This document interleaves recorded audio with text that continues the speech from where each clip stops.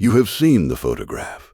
The white dress billowing over the subway grate, the red lips catching the light, the laugh that sold 1 million magazines and launched 1,000 imitations. But the woman in that picture spent her entire life trying to become someone else and trying to escape the person the world decided she was.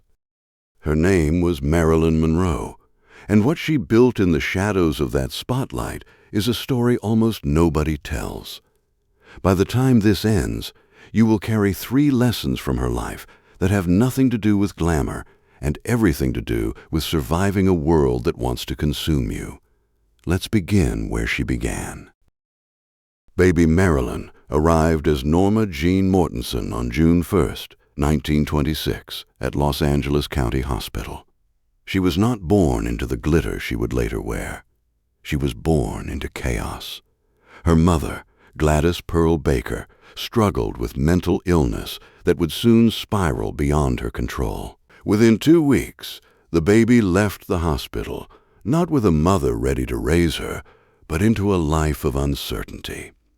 Young Marilyn did not grow up in a home. She grew up in a system.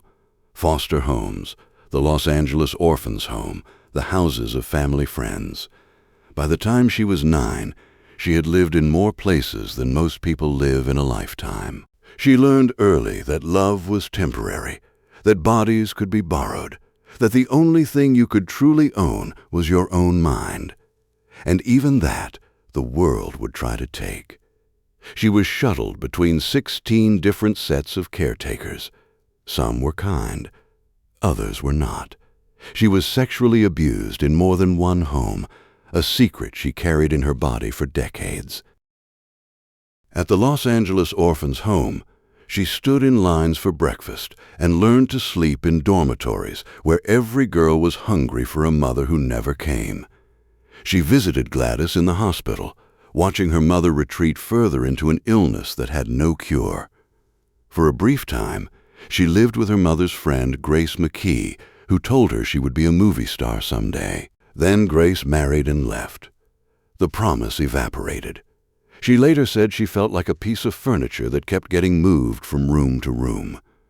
Nobody asked the chair where it wanted to sit. At 16, she made a choice that looked like surrender but was actually strategy. She married a man named James Dougherty, a neighborhood acquaintance 5 years her senior. She was not in love. She was in survival mode. Marriage was the only door out of the orphanage. She later said she felt like a house cat that had never been chosen. The cage had a key she could hold. She worked in a factory during the Second World War, spraying drone parts with fire retardant, her hair tied back, her face bare. A photographer named David Conover came through looking for morale-boosting pictures of women on the home front. He pointed his camera at her. Something happened. The lens did not just see her. It seemed to recognize her. And for a girl who had never been recognized, that was a drug more powerful than anything she would later be prescribed. She divorced Dougherty. She bleached her hair. She changed her name. She became Marilyn Monroe. The Blue Book modeling agency signed her, then 20th Century Fox. The studios taught her to walk slower, to speak higher, to laugh on cue. They built a character and asked her to live inside it. And she did, but not passively. She studied acting at the Actors Studio with Lee Strasberg, paying for the lessons out of her own pocket when the studio refused to fund them. She became a devoted student. Lee's wife, Paula, became her on-set acting coach, traveling with her to every location, running lines in hotel rooms until dawn. She read fiercely. Dostoevsky, Whitman, Freud, Rilke. Her personal library would eventually hold more than 400 books. She surrounded herself with intellectuals and artists. She craved conversation that had nothing to do with her looks.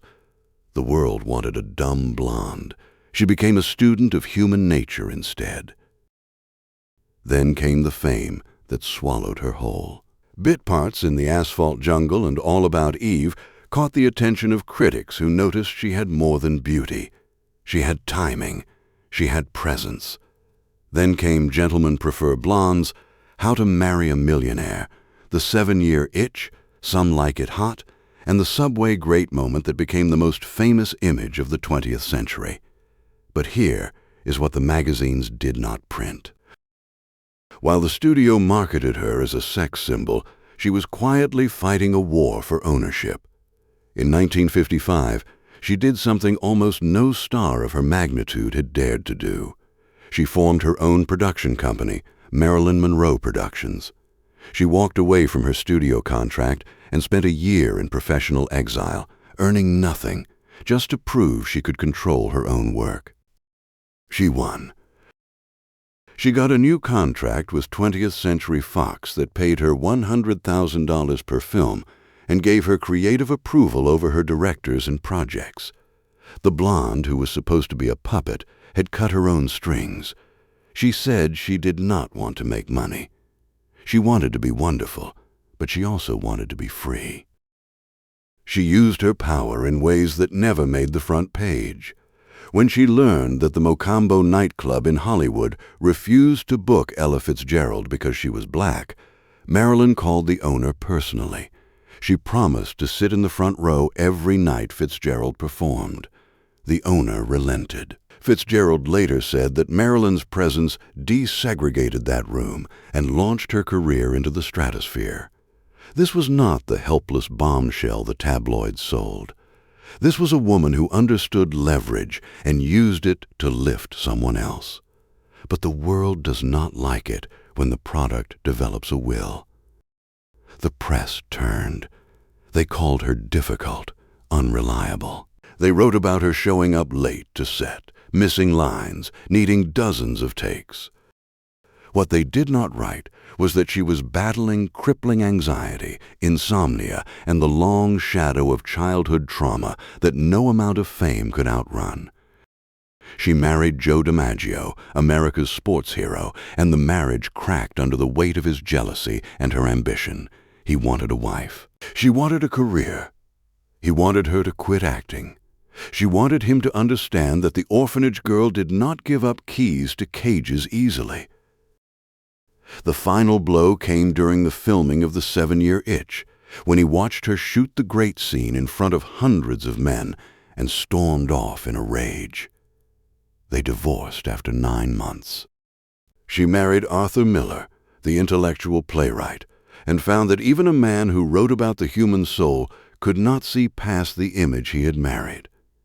During the filming of The Misfits, which Miller wrote for her, their marriage collapsed in the Nevada desert. She suffered miscarriages. She lost wanted children. She stood in bathrooms with the door locked, swallowing pills to quiet a mind that would not stop screaming. By 1962, she was 36 years old and exhausted. She had been consumed by the very visibility she had once craved. She told a friend that she felt like a piece of meat on a hook, inspected by everyone, known by no one. She was filming Something's Got to Give and fighting with the studio again. They suspended her. In May, she flew to New York and sang Happy Birthday to President Kennedy at Madison Square Garden, wearing a dress so tight she had to be sewn into it. The whisper, the wink, the nation watched. Then the tabloids devoured her. She gave her last major interview to Life magazine that summer, telling the reporter that what the world really needed was a real feeling of kinship. She posed for Vogue magazine in July in a series of nude photographs that were both radiant and raw, and told the photographer she was tired of wearing the mask. On August 4th, she spent the day at her home in Brentwood on 5th Helena Drive. She spoke with friends on the phone. She was alive. That night, she died alone in her bedroom. The official cause was an overdose of barbiturates. She was found the next morning, August 5th, her hand on the telephone. Whether the overdose was accidental or intentional, the result was the same. The most seen woman in history had disappeared while nobody was really looking. Her death did not end her story. It transformed it. In the decades since, the dumb blonde myth has crumbled. Scholars have studied her production company as a landmark in Hollywood labor history. Feminists have reclaimed her as a woman who weaponized the only power the world gave her, then tried to trade it for real autonomy. Her library of 400 books sits as quiet proof that she was always more than the frame the camera captured. She wanted to be an artist. The world wanted a product, and the war between those two desires is what killed her. So what can you take from a life that burned this brightly and this briefly? First, the image the world has of you is not you. Marilyn spent years trying to outrun a persona that paid her bills and imprisoned her soul. The lesson is this: you can perform a role without becoming it. Whether the world casts you as the genius, the failure, the caretaker, or the clown, you must build a private self that the camera never touches. That self is your real estate. Guard it. Build it in the dark. Let it be the place you return to when the applause stops. The mask is a tool. It is not your face. Second, leverage what they give you to get what you need. Marilyn did not start with power. She started with a body and a smile in a system that wanted both. But she used the platform to fund her education, to produce her own films, to desegregate a nightclub. The lesson is not to refuse the game. It is to play the game long enough to change the rules. Whatever advantage you have right now, no matter how small or how borrowed, ask yourself what door it could open if you aimed it with intention. Use the leverage. Then rewrite the contract. The system expects you to stay grateful. Surprise it. Third, being seen is not the same as being known. Marilyn had millions of eyes on her, and almost no one who truly understood her. In an age of constant visibility, where everyone is a brand and every moment is content, her life is a warning.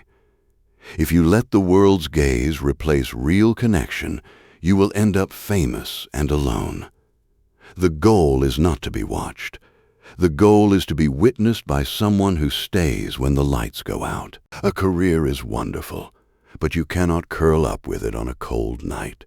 She once said she knew she belonged to the public and to the world, not because she was talented or even beautiful, but because she had never belonged to anything or anyone else. That is the tragedy, and that is the warning. The dress still billows in the photograph. The lips are still red, but the woman inside them was building something the flash could not capture. And maybe the real question is not why she died so young. It is whether any of us are brave enough to be known for who we actually are, while the whole world is busy looking at something else.